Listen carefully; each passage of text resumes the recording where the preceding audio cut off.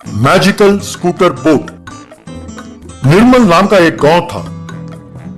उस गांव और शहर के बीच में एक नदी बहता था, इसलिए किसी को गांव से शहर जाना हो तो नाव से ही जाना पड़ता था।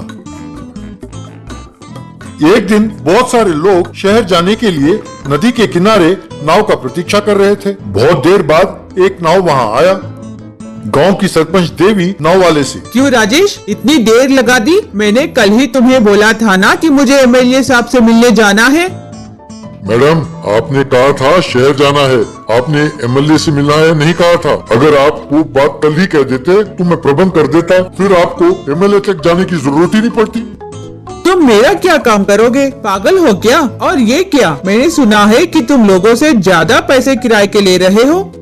मैडम, आप टेंशन ना लो, आप इस गांव के सरपंच होंगे पर मैं एमएलए का खास आदमी हूँ। उन्हीं की वजह से मुझे ये नाव का कॉन्ट्रैक्ट मिला है, तो आप समझ जाओ कि मैं कितना पहुँचा हुआ हूँ। बस आपकी मदद करना चाहता था। और जहाँ तक किराए का सवाल है, उससे आपको क्या मतलब? राजेश, तुम ज्यादा बोल रहे हो। वैसे तुम मेरी क्या हेल्प करोगे? अपना काम ठीक से करो, वो काफी है।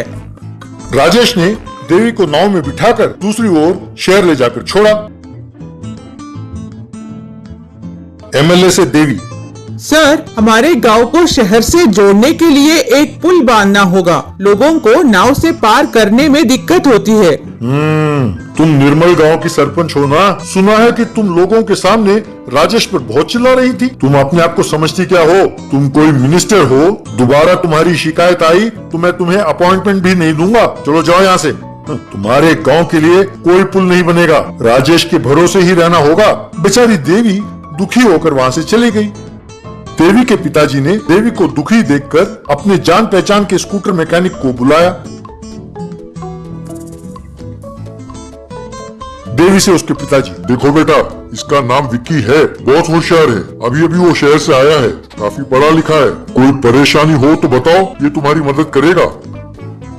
तब देवी ने एमएलए से जो बात हुई उसे बताया। ये सुनकर विक्की, मैडम, 2 दिन का टाइम दीजिए, मैं कुछ न कुछ प्रबंध करता हूँ, कहकर वहां से चला गया। 2 दिन बाद विक्की नदी के किनारे आया और सबको एक मैजिकल स्कूटर बोट चलाकर दिखाया। इतना ही नहीं, काफी लोगों को उस पर बिठाकर दूसरे किनारे तक ले भी गया। ये देखकर देवी और लोगों ने ताली बजाई। तब विक्की लोगों से, इस स्कूटर बोट की एक खासियत है, इसके लिए अलग ड्राइवर की जरूरत नहीं है। इस किनारे से उस किनारे तक ले जाकर छोड़ सकते हैं और उस किनारे से लाकर यहाँ छोड़ सकते हैं। ऐसे 2 और बोट बनाया तो अपने गांव की समस्या दूर हो जाएगी। उस दिन से लोग मैजिकल बोट में ही सवारी करने लगे।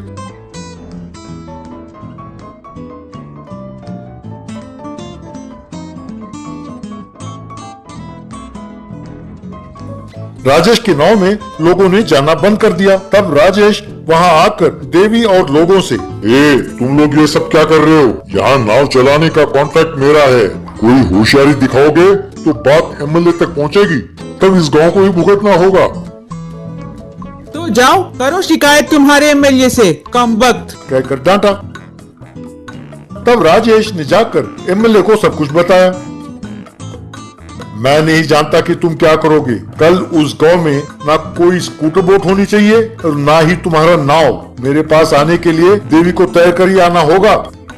ठीक है सर, आज ही मैं अपना करामात दिखाता हूँ, कहकर वहां से चला गया। रात को राजेश और उसके आदमी आकर उस स्कूटर बोट को आग लगाने की कोशिश करने लगे। इसकी भनक पहले ही देवी और विक्की को मिल चुकी थी, इसीलिए वो वहीं पहरा दे रहे थे। उन बदमाशों को उन्होंने पकड़कर खूब मारा और पुलिस के हवाले किया। फिर राजेश की हरकत को टीवी में प्रसार किया। उसे देखकर कलेक्टर ने एक पुल बनाने का सैंक्शन किया।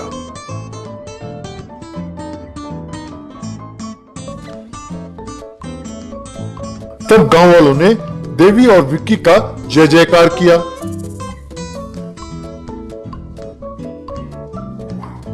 Mobile jail truck. 15 अगस्त को एक जेल से अच्छे चाल चलन के लिए कुछ कैदियों को रिहा कर रहे थे। जिंदल नाम का एक कैदी जेलर के पास जाकर, जेलर साहब, मैंने आपका क्या बिगाड़ा था? मुझे क्यों इस जेल से बाहर निकाला जा रहा है?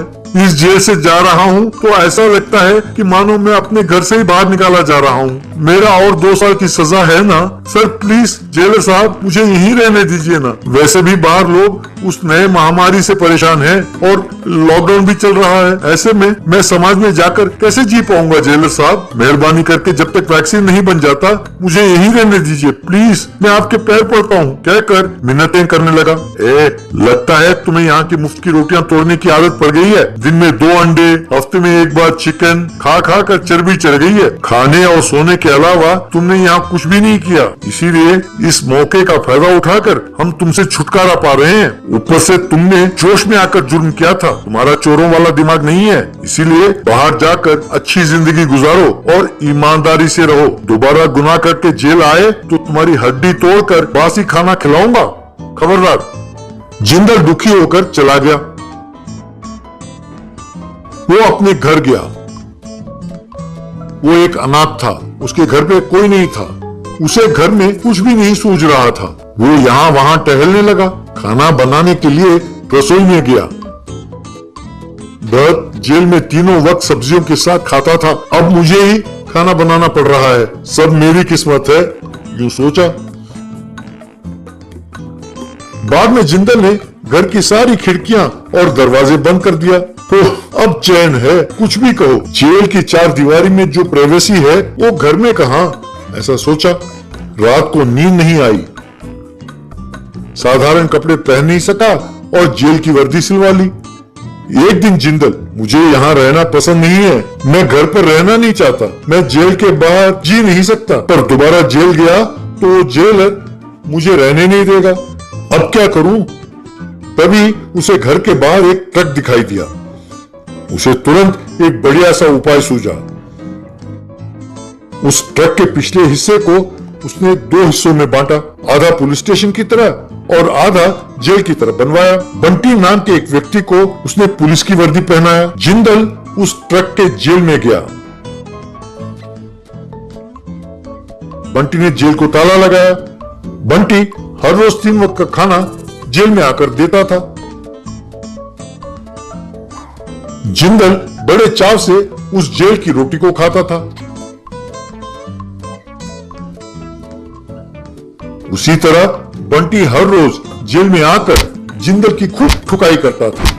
अरे यार, मार और जोर से मार, अब लग रहा है कि मैं जेल में हूं। अरे हाँ, ऐसे ही, अब बिल्कुल सही, यूं कहता था। एक दिन बंटी आकर, उस्ताद अपने पैसे खत्म हो गए हैं, तुम्हें अब कोई काम ढूंढना होगा, और कोई चारा नहीं है, अब तुम्हारी जेल की जिंदगी समझो खत्म हो गई है। अच्छा, पर ऐसा नहीं हो सकता। अरे चाहे कुछ भी हो, मुझे जेल में ही रहकर पैसे कमाने होंगे। उसके लिए मेरे पास एक उपाय है, तुम पहले ट्रक को बाहर निकालो, कहकर चेहरे पर मास्क लगाया। यूं वे ट्रक गांव में ले गए।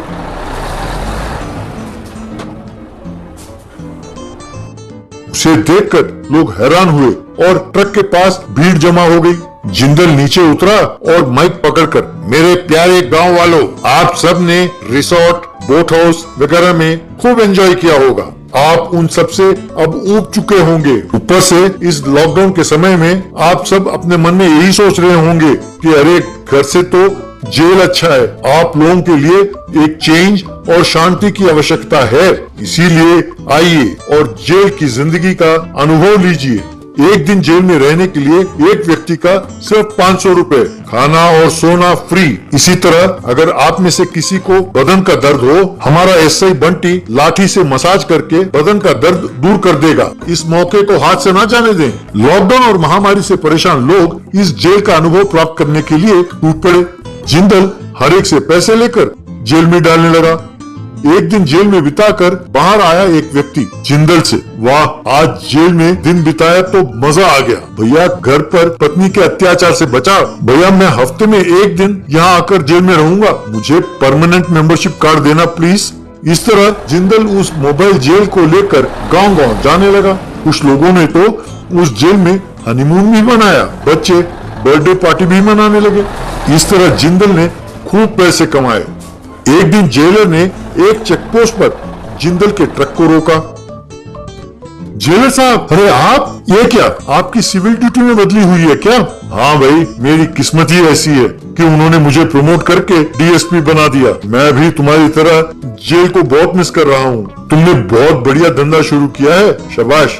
सुन, मेरी एक छोटी सी रिक्वेस्ट है, क्या मैं जब तब आकर तुम्हें जेल में डालकर डंडे बरसा सकता हूँ? It will be my pleasure sir. आप जब भी चाहिए आ सकते हैं और डंडे बरसा सकते हैं। जेलर बहुत खुश हुआ।